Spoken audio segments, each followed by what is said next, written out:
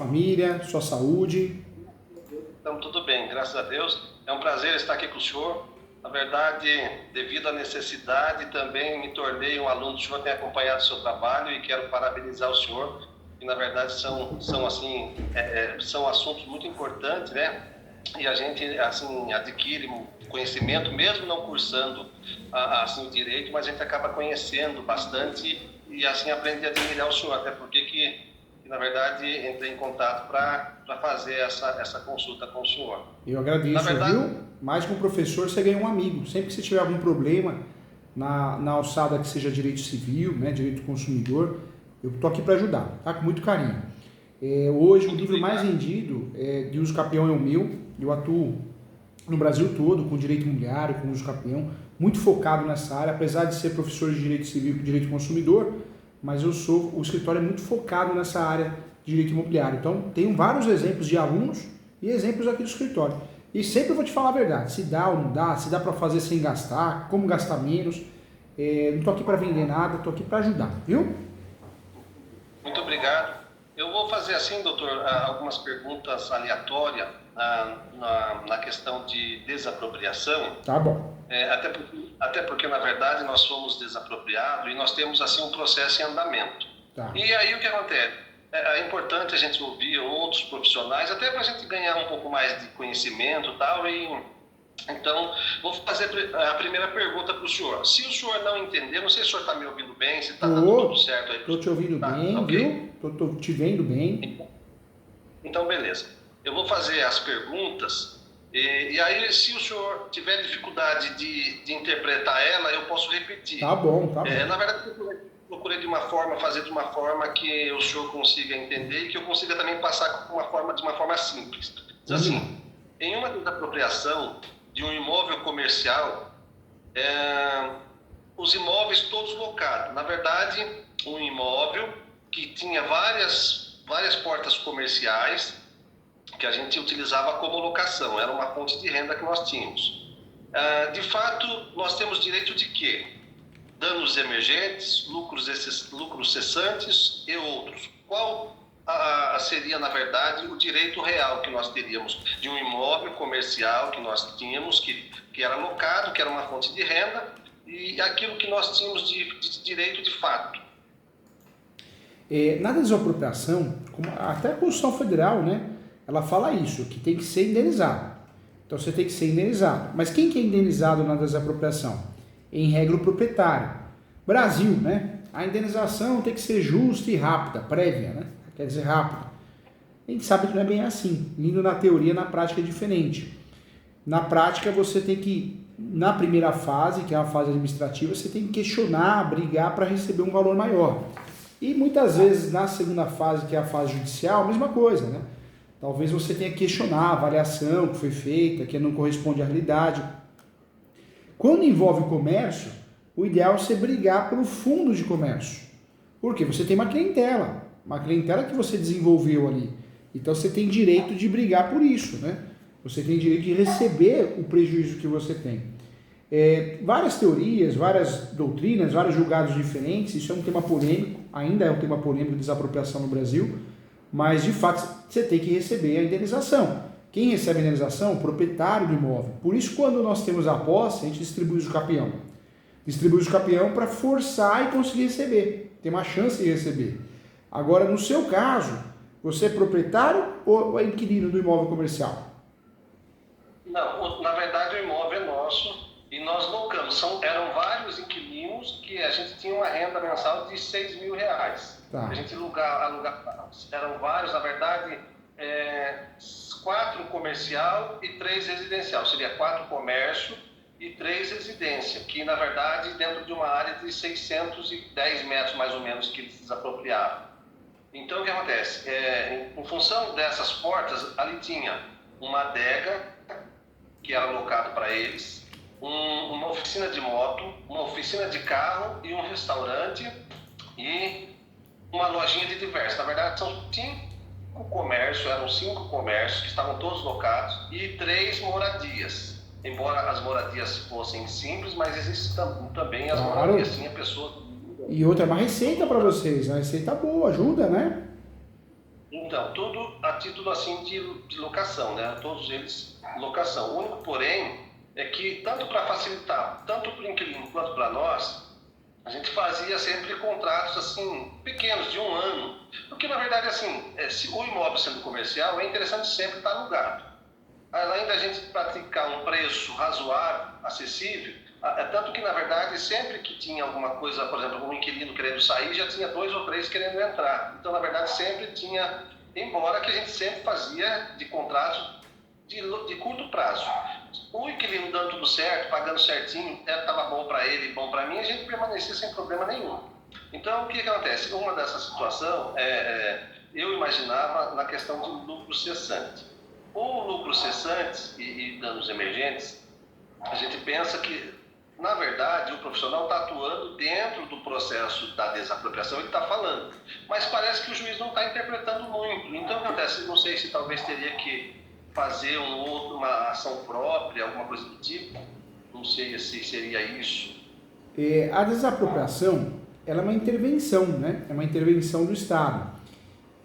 Eu acho absurdo, depois a gente falar, eu sou dono do imóvel, existe uma segurança absoluta. Não existe nada nesse país, né? Na vida não tem, né? E a desapropriação é um ato compulsório. Então, tem 2 fases. A fase administrativa, você é comunicado, pode forçar um acordo e ser resolvido ali, né? E na segunda você nega, fala não concordo com o valor da indenização ou não concordo com a desapropriação, ela vai para o judicial. É muito difícil você evitar uma desapropriação. O que a gente consegue fazer com base na prática, muitas vezes aumentar o valor da indenização e talvez ganhar tempo. Em muitos casos dá para ganhar tempo. Já chegamos aqui a ganhar no escritório 2 anos, 3 anos, a gente atrasou bem a desapropriação. Então dá para ganhar tempo, isso é fato. E dá para aumentar a indenização. Impedir a desapropriação é muito difícil. Pode até ocorrer. Tivemos um caso em São Caetano do Sul que iria ser feito um terminal. E aí nós conseguimos ganhar tempo e a prefeitura mudou, ganhou um outro prefeito de outro partido político e abandonaram aquele projeto. Literalmente abandonaram. E aí, olha que absurdo, né? Existe o uso capião para você reaver a propriedade, porque São Caetano do Sul tinha feito o quê? Tinha se tornado já dono desse imóvel, o município. Ocorreu a desapropriação de fato. Como não ocorreu na prática a desapropriação, o cliente continuou lá, nós tivemos que fazer um uso capião para inverter a situação e ele voltar a ser dono. Olha o absurdo, né? Então, hoje, o que você pode fazer? Você pode discutir a situação da avaliação, a situação da indenização, você pode, é um direito seu, e você pode atrasar. Atrasar você pode impactar num acordo, onde o município, a companhia, né, o ente federativo, ele aceite pagar existe acordo também com os entes federativos, né? Me fala uma coisa, nesse imóvel hoje, na matrícula, aparece o seu nome?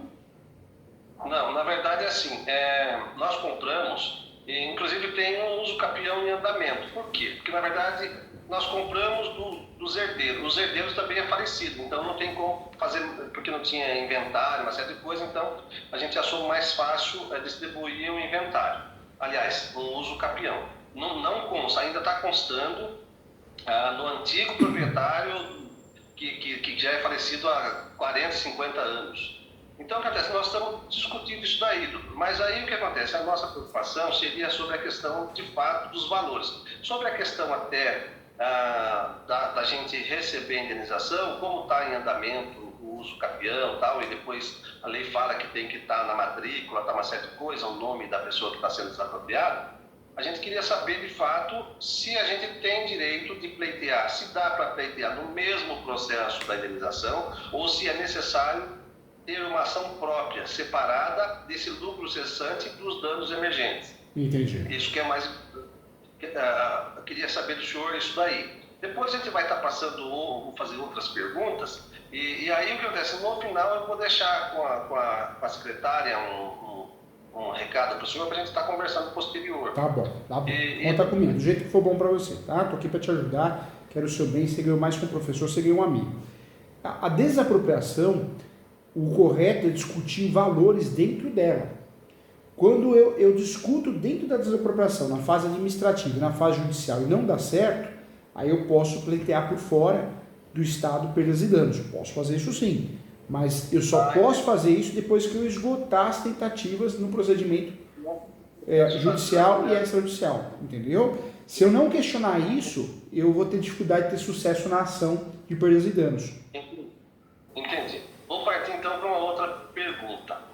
Qual o prazo razoável que a Justiça determina para se fazer a perícia definitiva da desapropriação? Na verdade, assim, eu acredito que possa acontecer de casos e casos, mas eu creio que dentro assim, de uma razoabilidade de um tempo, entre a perícia prévia e a perícia definitiva, o senhor teria assim, uma noção que pudesse me informar? Depende muito do estado, do município, né? Mas normalmente essa avaliação ela tem que ser feita dentro de 60, 90 dias do ato, né? O que é o ato?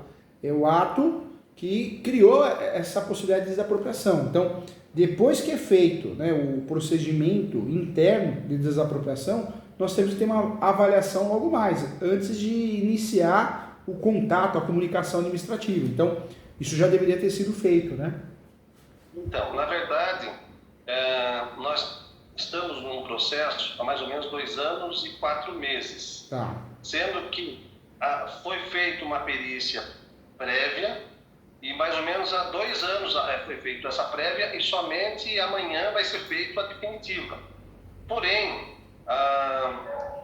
eu creio que vai ficar difícil para o perito judicial argumentar e fazer, até inclusive elaborar esse laudo, porque a obra, na verdade, não foi mexida, foi apenas demolido a propriedade, as casas, e, na verdade, não foi iniciada nenhuma obra. Então, o que acontece? A obra está parada, gerando para a gente prejuízo, porque se tivesse alugado, a gente teria, por exemplo, nesses 2 anos, pelo menos 150 mil de renda do aluguel. Então, e sem falar que a concessionária, ela entrou com um processo pedindo urgência, porque tinha pressa para se cumprir o projeto da duplicação da rodovia.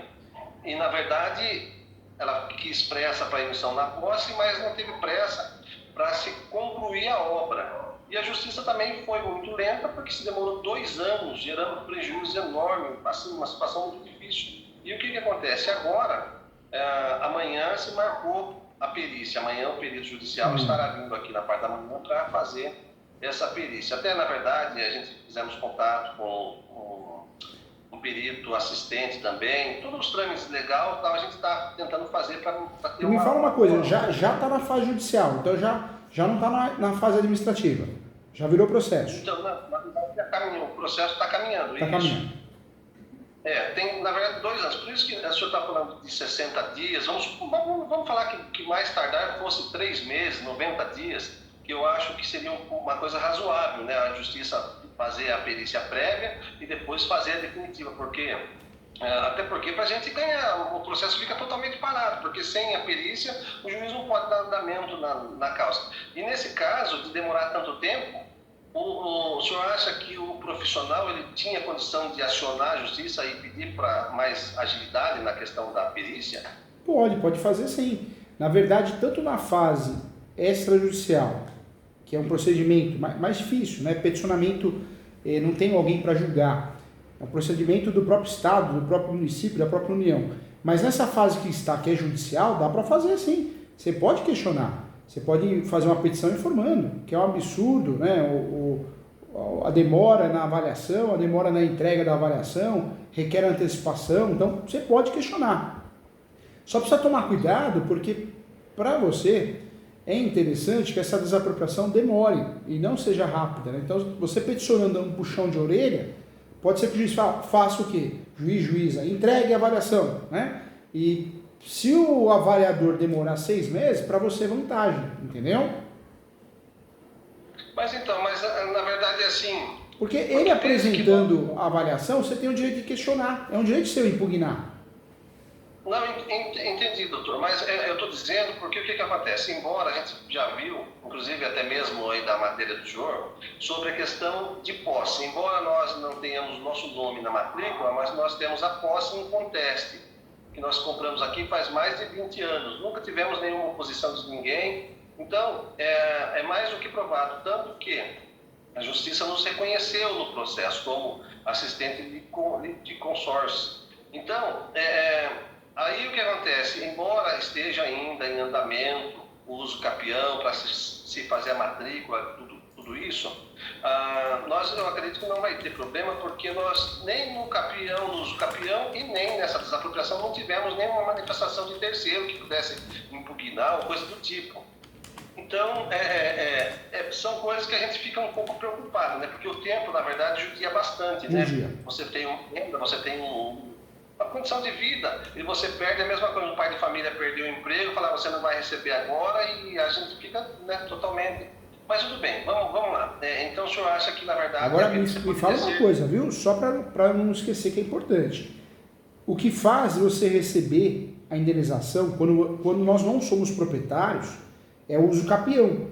Mas você tem que saber movimentar esse instrumento. O que você tem que fazer? Você tem que falar para o advogado ou advogada que está fazendo o uso capião, ele tem que pedir uma averbação premonitória. O que é uma averbação premonitória? Presta atenção que é importante, quero o seu bem, hein? O advogado vai fazer uma petição, advogado ou advogada, do uso capião, seu advogado. Ele faz uma petição e pede para o juiz pedir um ofício, mandar para o cartório, para fazer constar, através desse ofício, esse mandado judicial, para fazer constar na matrícula do imóvel o seu uso capião, porque gera publicidade. Porque senão o Estado, o município, a União vai alegar o quê? Não, só uso capião andamento, não vou pagar para você, não. Você sujando a matrícula, você consegue receber a indenização com mais facilidade, entendeu? O senhor pode repetir de novo o nome para mim, doutor? Chama averbação premonitória. Averbação premonitória. Premonitória. Isso. Averbação premonitória, isso mesmo. Tá certo, então a gente vai estar providenciando isso. Outra situação. A Justiça reconhece a avaliação de corretores com CRES? Reconhece sim. Na verdade, a avaliação pode ser feita por corretores, por engenheiros, arquitetos e tem outros profissionais também. Não é um trabalho exclusivo, mas reconhece sim. Tem credibilidade. Como tem, na verdade, um perito assistente que fez um trabalho de levantamento do valor, e também nós pedimos para corretores que trabalham na localização, na área, para ele fazer uma avaliação, porque era importante a gente ter documentos, né, porque a distorção do valor é muito grande, é muito alta. Por exemplo, a lei fala que a indenização ela deve ser prévia e justa para que eu possa recompor a perda. Por exemplo, eu perdi um imóvel, meu imóvel tinha um valor. Se eu fosse comprar uma outra propriedade com as mesmas características, com o dinheiro que a perícia está levantando, com a perícia provisória levantou, eu não consigo comprar nem a metade. Então, por isso, no início, eu pedi para 3 corretores fazer a avaliação, temos os documentos, tudo certinho com o CRES, mas então é importante, na verdade, então, a Justiça reconhece a avaliação de corretores também. Reconhece sim. Tem corretores que têm algo a mais, né? Eles fazem um curso que chama... Tem vários nomes diferentes, acaba tendo uma credibilidade maior, mas de fato, entre as profissões do corretor de imóveis, ele pode fazer avaliação sim e tem que ser reconhecida. É reconhecida, viu? Tá bom, vamos lá. O senhor acha grave o perito judicial anexar o laudo pericial do meu vizinho no meu processo, embora ele tenha informado o equívoco, mas a perícia permanece no meu processo até hoje? Não sei se o senhor entendeu. Ele, me explica de novo isso. O perito, o que ele fez? O perito, na verdade, o perito judicial, ele fez várias avaliações aqui na região. E o meu vizinho, ele pegou o laudo do meu vizinho e anexou no meu processo. Ele, na verdade, teve um engano. Ele pegou, ele se enganou e colocou o laudo do meu vizinho no meu processo. Eu imagino que isso possa, na verdade, levar o juiz a erro, porque você tem discutindo ali um assunto que não é pertinente ao meu caso, à minha área e tal. E o que ocorre? Na verdade, eu entendo que o profissional que está atuando no meu processo, ele deveria, na verdade, detectar essa falha e de imediato pedir para o juiz fazer o conserto, ou até mesmo o próprio perito, uma vez que ele tem acesso ao processo. E da mesma forma que ele informou que houve o equívoco, ele tinha que ter pedido para fazer o conserto, tirar aquilo ali para não levar o juiz a erro e nem tampouco ficar um produto fora daquilo que é o nosso produto, você está entendendo?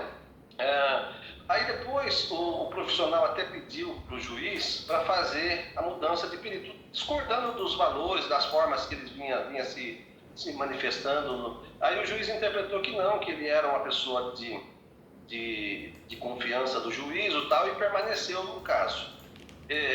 O senhor acha grave? É grave. É grave, mas tem um lado bom. Você vê duas coisas que estão te fortalecendo, te ajudando.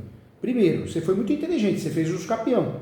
Porque se você não fizesse uso capião, você não iria receber a indenização. Não iria mesmo. Só está faltando a verbação premonitória para evitar, né, qualquer questionamento em relação a isso. Tem que fazer. Agora, em relação à avaliação, você deu sorte. Tem erros que dão certo na vida, né, eu falo, né? E esse foi um deles, porque como juntou a avaliação do imóvel errado, cabe o quê? Cabe a nulidade de todo o procedimento. Ou seja, você já tem uma tese para fazer o recurso de apelação, já tem uma tese para fazer recurso especial extraordinário, sem querer, querendo, cair no teu colo a possibilidade de usar bem teses para segurar, se você quiser, um bom tempo, hein? Então, mas é que agora, doutor, na verdade, na altura que está a situação, o imóvel já foi desmontado, os inquilinos já foram embora, perdemos a renda, então não tem muito.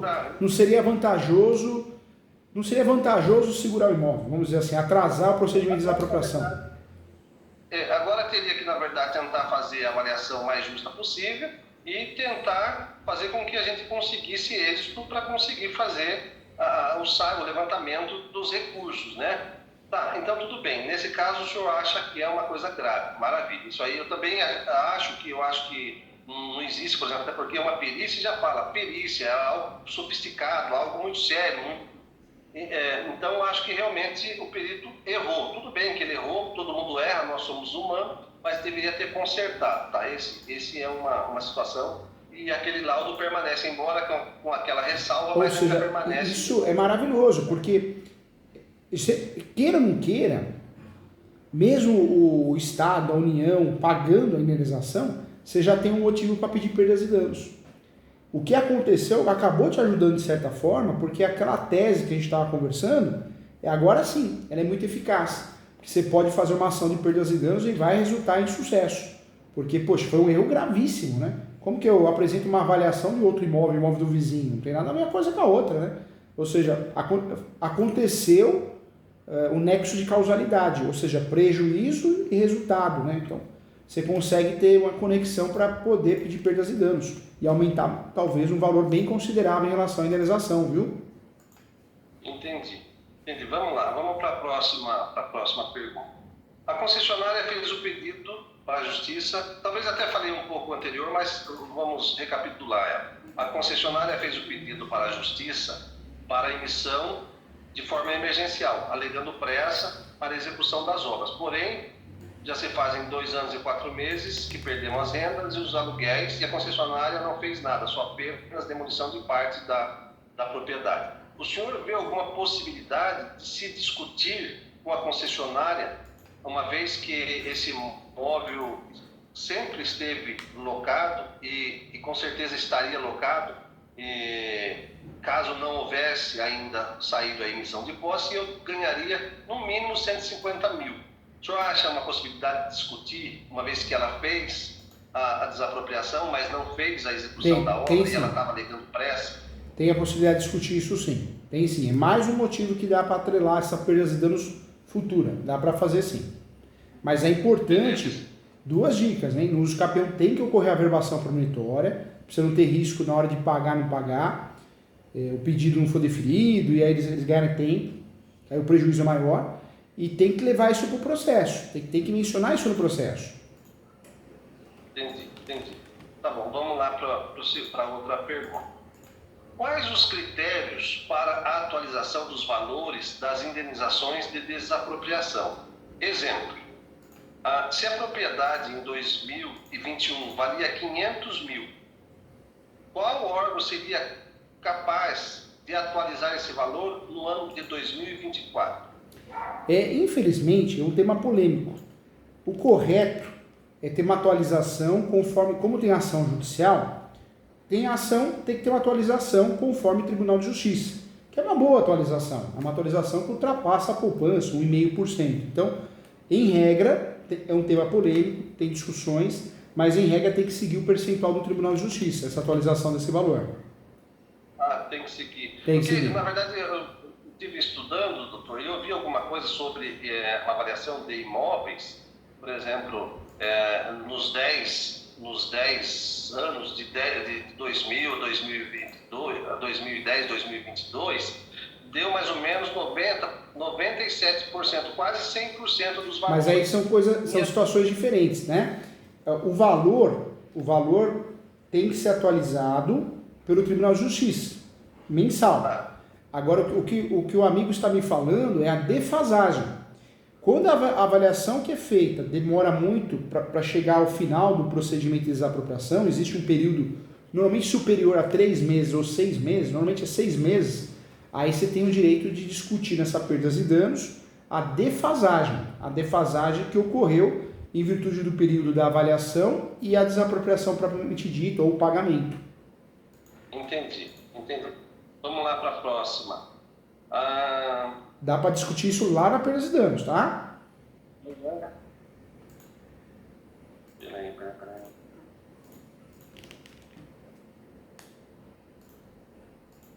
Tá. Qual a opinião do senhor referente à perícia definitiva, tendo em vista que a obra do entroncamento não foi iniciada? Sendo assim, o perito judicial não terá como descrever o local, se sofreu valorização ou desvalorização, pois o perito judicial nem conhece o projeto executivo. O senhor acho que já respondeu, mas assim, se o senhor puder recapitular para mim, o que o senhor acha? Como que, na verdade, o senhor interpretaria essa situação? Porque se nem o perito, que é o perito do juiz, não tem conhecimento do processo, do projeto executivo, como vai ficar, como que ele pode, na verdade, elaborar? O senhor acha que o laudo dele vai ser convencedor ou terá condição de o juiz poder julgar, uma vez que...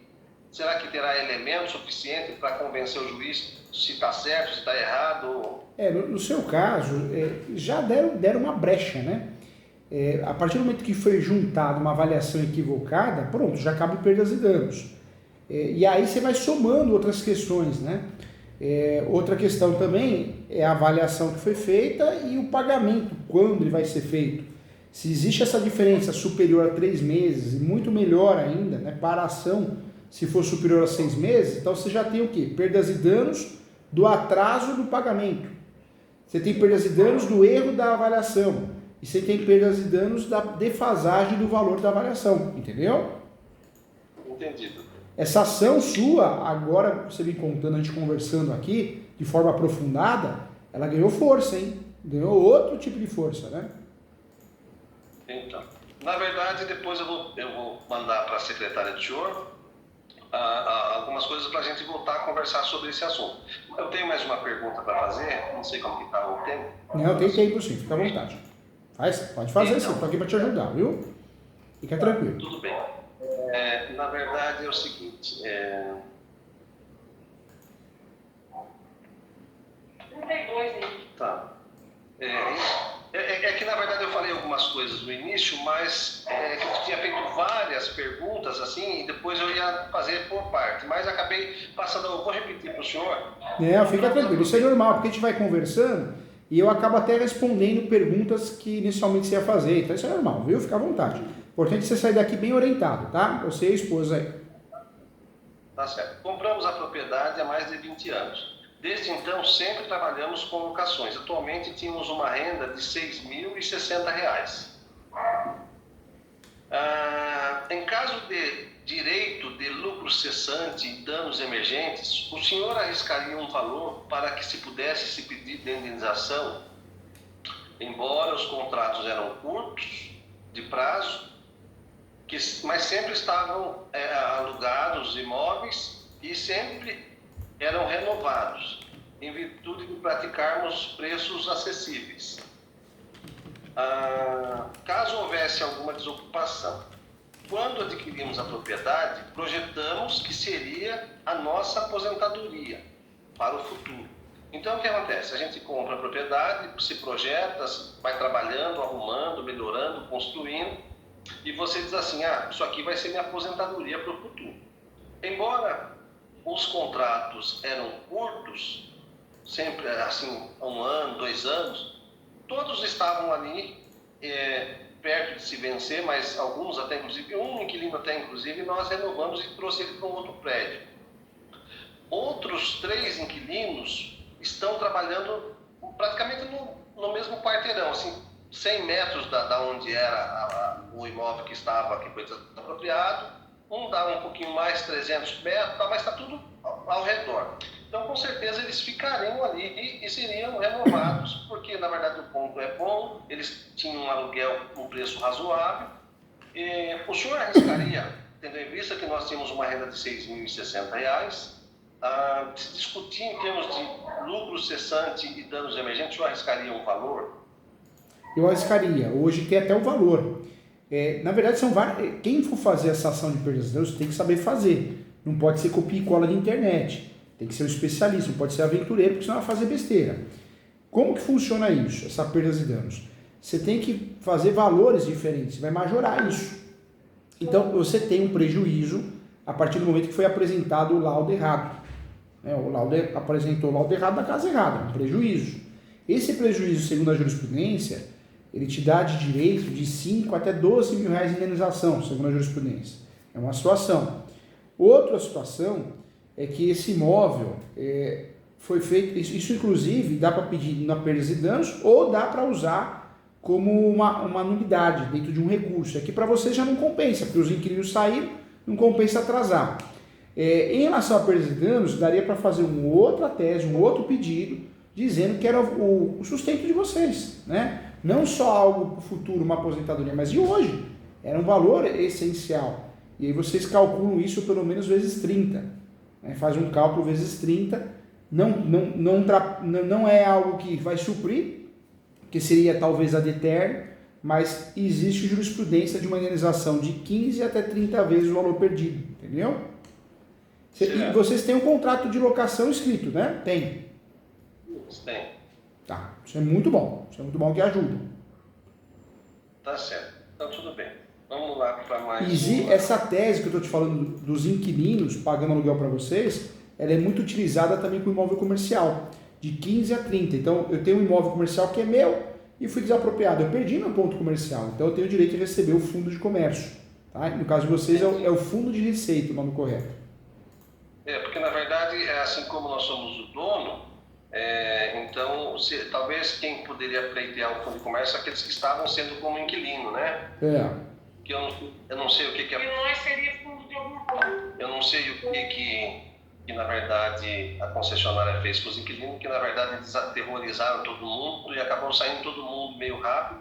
Eu não sei se eles receberam algum tipo de ajuda, indenização, coisa do tipo, não entrei nesse mérito, mas beleza.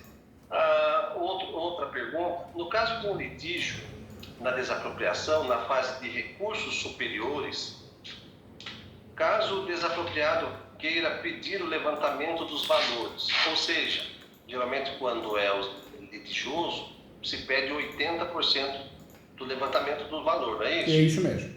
O senhor entende e a justiça costuma autorizar? Nós temos aqui 3 situações. A oferta inicial que a concessionária fez, depois saiu a perícia provisória, que é um outro valor, e possivelmente vai sair agora na perícia definitiva, que eu acredito que seria um valor maior do que essas 3 situações. Eu acho que dificilmente o perito vai abaixar, mas tudo bem. Dentro dessa situação, se a gente vai pedir autorização para o juiz para o levantamento, costumeiramente a justiça costuma dar a autorização para se levantar os 80% do valor da oferta inicial, ou da perícia prévia, ou da perícia definitiva. O que o senhor costuma... Na verdade, também é um tema polêmico, tem muitas discussões, o Brasil é muito grande, mas em regra você consegue fazer um levantamento de 80% sim, ainda mais no caso de vocês, porque dá para provar que é caráter alimentar, vocês viviam disso, né? Ou era a maior receita, uma das principais receitas, então dá para trabalhar assim para conseguir um levantamento maior e mais efetivo, dá sim. Seria então, na verdade, os 80%, o senhor acha, ou da perícia provisória, que foi maior do que a oferta inicial, ou da perícia definitiva? O senhor acha então que pode ser... Sempre da perícia definitiva. Sempre. É. Entendi. Tá certo, então sempre da perícia definitiva. Agora, eu sei que não é legal, né, o que aconteceu, mas o lado bom disso tudo é que há perdas e danos, que não é uma ação tão fácil de ganhar, não é uma ação tão fácil de ter boas teses. No caso dessa desapropriação de vocês, dá para trabalhar muito bem nessa ação. Porque foram erros graves, né? Poxa, apresentar a avaliação errada, houve uma defasagem. Então, vamos somando tudo isso. Existe a chance de ter sucesso sim, viu? Entendi, doutor. Vamos ver, tem uma outra pergunta aqui. No início do processo, o perito judicial levantou um valor na perícia provisória. Tá. Esse valor ainda permanece em depósito. Após 2 anos, o perito apresentou um novo valor, acima do valor da inicial. Da perícia. Estou fazendo... o perito judicial levantou um valor na perícia provisória. Esse valor ainda permanece em depósito. Após 2 anos, o perito apresenta um novo valor, acima do valor da perícia inicial. Na perícia definitiva, exemplo, na provisória era 700 mil, na definitiva 1 milhão. O juiz vai mandar fazer o complemento, vamos supor, doutor, que o perito levantou uma perícia provisória 700 mil. Tá. Aí saiu o julgado do juiz, o juiz mandou depositar 1 milhão, 300 mil acima do que o perito tinha. Isso é uma comparação. Agora acontece que, quando ficou lá, como ficou 2 anos depositado esses 700 mil, ele rendeu uns juros, que ele ficou lá. Esses juros que rendeu dos 700 mil é usado para complementar o valor, no caso aqui, se o juiz determinasse 1 milhão? O valor da indenização ele tem que ser atualizado.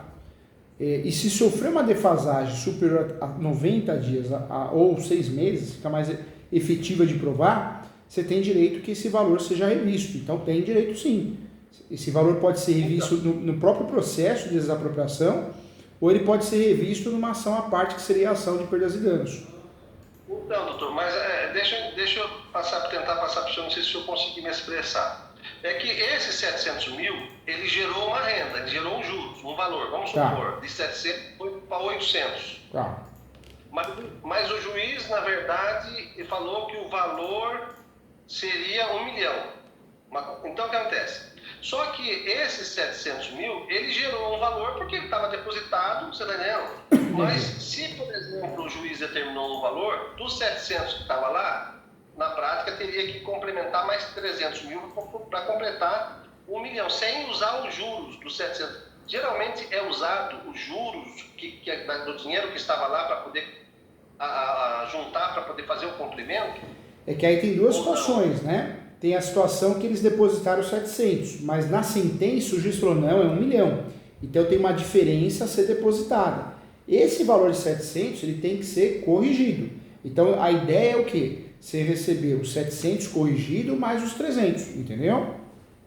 Entendeu. Então, na verdade, não somaria os juros dos 700, não somaria para fazer o complemento. Não, na verdade, não. Eles teriam que complementar. É isso mesmo, porque quando eu deposito judicialmente, é que nem depositar numa poupança. Então tem que ter a correção. tanto para quem ganha ação, ou se vamos dizer que eles ganhassem, recolhessem de volta, não é o caso, né? Mas tem que ter uma correção. Essa correção tem que ocorrer. Envolver o processo tem que ter correção. Esses 300 mil, essa diferença deveria ser depositada, entendeu?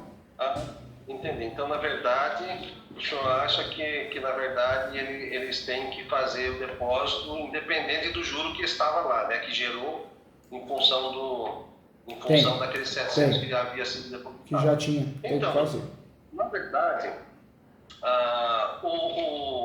as perguntas, na verdade, as perguntas eu acho que, na verdade, seria o suficiente aquilo que eu passei para o senhor.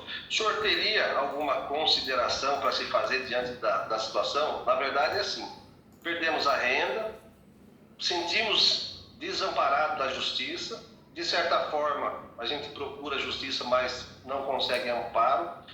A gente, na verdade, fizemos assim até alegações para o juiz dizendo que mexeu com a nossa dignidade, porque se você tem uma renda e você perde a renda, você é uma série de coisas. Você tem escola de filho, você tem despesas, dívidas que você contraiu ao longo da sua vida, que você tinha um planejamento de pagamento, e tudo isso foi gerando um total desconforto. Para falar a verdade, se a gente não ter assim um alto equilíbrio, eu acho que vai todo mundo para depressão, porque realmente é uma coisa muito difícil.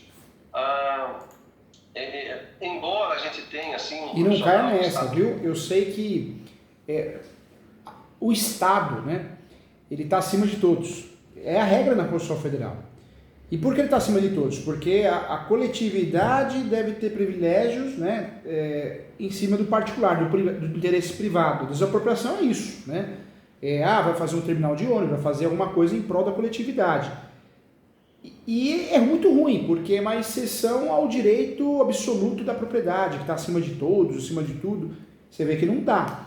Mas não caia na depressão não. Por quê? Pelo menos vocês receberam uma indenização. Não é o que vocês querem, mas Deus é maravilhoso. Tá certo que tudo aumentou, eu sei disso, né? Com esse dinheiro talvez não compre um outro imóvel, mas às vezes acerta uma coisa melhor, às vezes um comércio, às vezes... Porque não pode, gente. A vida é muito importante. A vida é uma só. Acabou, né? Então... Não pode arrumar um motivo, seja muito grave ou menos grave, para a gente desistir. Não pode desistir. Vocês receberam isso. Tem boas teses para fazer a perdas e danos. Tem uma chance enorme de ganhar. E aí esse valor vai vir também. Aí vai vir. E a perdas e danos, e vocês têm aí a faca e o queijo na mão. Porque houve erros graves, né? Primeiro o erro, a defasagem da avaliação deles. Mas o erro que mais me chamou a atenção é a apresentação da planilha, né? Da avaliação de forma equivocada. Isso aí foi bom para vocês, porque ruim vocês ganharam aí talvez um perdas e danos de 120 mil, 150 mil reais, né? Então vai ajudar vocês no futuro financeiramente. Foi uma fatalidade? Foi, mas vai ajudar vocês sim. Quando eu falo de desapropriação, o que a gente tem que ter em mente, né? Se eu sou proprietário, eu vou receber sem dor de cabeça. Se eu não sou proprietário, eu tenho que fazer uso capião. Faço uso capião para receber.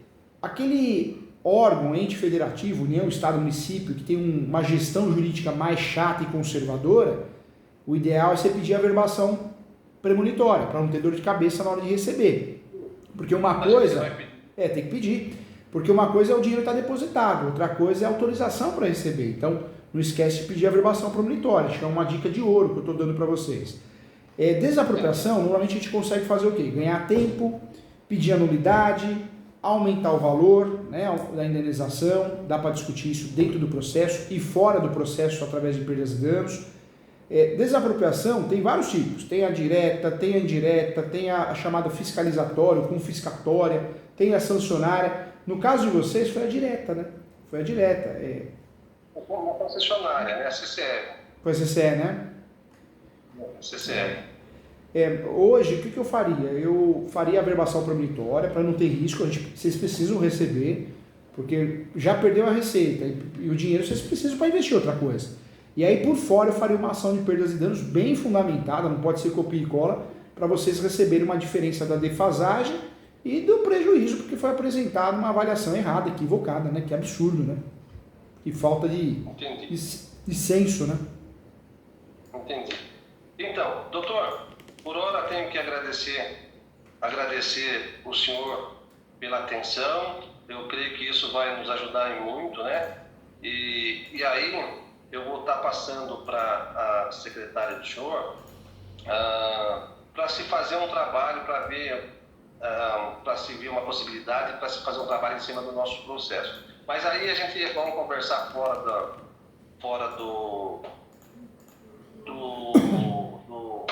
da gravação, que daí eu acho que fica mais, talvez assim, a gente tenha um pouco mais de liberdade de conversar, mas eu passo para a sua secretária e daí o senhor me passa depois algumas informações, Tá bom. ainda daqui a pouco. Tá bom. Eu já passo para eu estou à disposição, vocês ganharam um amigo, quero o bem de vocês, não estou aqui para vender nada, estou aqui para ajudar. Quando tem direito eu falo, quando não tem eu falo também. Não incentivo ninguém a fazer a ação se não tem chance de ganhar, não existe causa-ganha, mas existem situações que a gente aumenta a possibilidade de ganhar e a gente tem que ter. Então eu estou à disposição. Se surgir alguma dúvida, manda no WhatsApp. O WhatsApp do escritório é um só para evitar confusão, para ter uma organização melhor. Eu estou à disposição para ajudar vocês, tá? No que precisar, tá bom? Doutor, muito obrigado. Desejo para o senhor uma boa tarde, uma ótima semana. Que Deus abençoe e a gente vai voltar a conversar, tá bom? Tá bom. Parabéns pela educação, tá? Cabeça boa. A vida de vocês é mais importante que qualquer coisa, que qualquer dinheiro. Vocês são inteligentes, têm energia boa. Deus é tão bom que fecha um portãozinho, abre um portãozão. Às vezes dá. Eu falo isso porque eu vi acontecer aqui. O cliente, semana passada, ele comprou um imóvel irregular. Pagou 100 mil reais. Ninguém queria esse imóvel porque é irregular. Passou uns 20 dias, foi uma pessoa interessada de alugar. Sorridentes. Alugou, mesmo imóvel irregular. Ele recebe um aluguel de 5 mil. Então, às vezes, né? Então, a gente não sabe. Às vezes a gente fica chateado, mas Deus tem um plano ainda maior para nós, né? Entendi. Vai dar tudo certo se Deus quiser. De coração, muito obrigado. E com certeza, se tiver algum amigo que precisar de um bom advogado, indicarei o escritório de vocês. Tá? Agradeço, tá? Fica com Deus. Tchau, tchau. Tudo de bom, viu? Tchau, tchau.